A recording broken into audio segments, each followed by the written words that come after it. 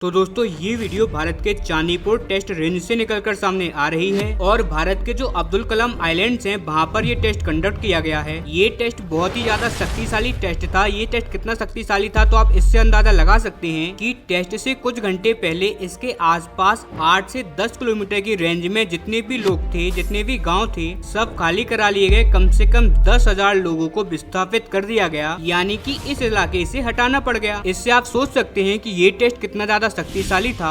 इसीलिए भारत को भी डर था कि अगर इस टेस्ट में कोई भी प्रॉब्लम आ जाती है तो लोगों की जान पर भी खतरा आ सकता है। इसीलिए आसपास से लोगों को पहले ही हटा लिया गया सुरक्षा को मद्देनजर रखते हुए। लेकिन अब मेन मुद्दे पर आते हैं कि आखिरकार कौन सी मिसाइल का टेस्ट भारत ने किया और इसके सिग्निफिकेंस क्या है, इसके मायने क्या है और इसकी मदद से हमें क्या फायदा होगा। तो चलिए मैं आपको एक एक करके सारे पॉइंट्स बताते चलता हूँ। लेकिन उससे पहले दोस्तों, अगर अभी तक आपने इस चैनल को सब्सक्राइब नहीं किया है तो आपसे विनम्र निवेदन है कि आप इस चैनल को सब्सक्राइब कर वीडियो को लाइक करना ना भूलें। सबसे पहले तो मैं आपको बता दूं कि भारतीय इंटरसेप्टर मिसाइल का यहाँ पर टेस्ट हुआ है, जो कि भारत के BMD यानी कि बैलिस्टिक मिसाइल शील्ड का हिस्सा है। दरअसल भारत एक बैलिस्टिक मिसाइल शील्ड तैयार कर रहा है, जिसकी मदद से भारत एक बैलिस्टिक मिसाइल प्रूफ कंट्री बन जाएगा। यानी कि दुनिया का कोई भी देश अगर भारत के ऊपर बैलिस्टिक मिसाइल लेवल का अटैक करता है तो वो कभी भी भारत के ऊपर सफल नहीं हो पाएगा। भारत का जो BMD होगा यानी कि बैलिस्टिक मिसाइल डिफेंस सिस्टम, वो उसे भारत से पहले ही कई 100 किलोमीटर दूर ही मारकर गिरा देगा। तो इसके अंदर हमने मेनली 3 कैटेगरी रखी, यानी कि 3 लेयर के प्रोटेक्शन सिस्टम इस BMD में होंगे। यानी कि अगर आप पहले लेयर से ही बच जाते हैं तो आपको दूसरा पकड़ लेगा, और अगर आप दूसरे से बच जाते हैं तो आपको तीसरा पकड़ लेगा। यानी कि आप ऐसे समझिए कि हमारे घर में घुसने से पहले किसी भी दुश्मन को 3 पहरेदारों से निपटना होगा। और इन 3 लेयर प्रोटेक्शन सिस्टम में जो सबसे आउटर की लेयर होगी वो होगी एक लॉन्ग रेंज इंटरसेप्टर की, यानी कि उसके अंदर 5000 किलोमीटर की मिसाइलें होंगी, जो कि भारत से 5000 किलोमीटर दूर से आ रही किसी भी मिसाइल को डिटेक्ट कर लेगा और उस मिसाइल या फिर लड़ाकू विमान को मारकर गिरा देगा। लेकिन अगर उसमें चूक हो जाती है और दुश्मन किसी भी तरीके से उस लेयर को कंप्लीट कर अंदर आ जाता है तो इसके बाद होगी सेकेंड लेयर की प्रोटेक्शन, और इसमें मीडियम रेंज के इंटरसेप्टर मिसाइल शामिल किए जाएंगे, जिनकी रेंज होगी 500 से 700 किलोमीटर की, और वो जाएगी 2000 किलोमीटर तक की रेंज पर। और इसी मीडियम रेंज की मिसाइल का टेस्ट यहाँ पर किया गया है।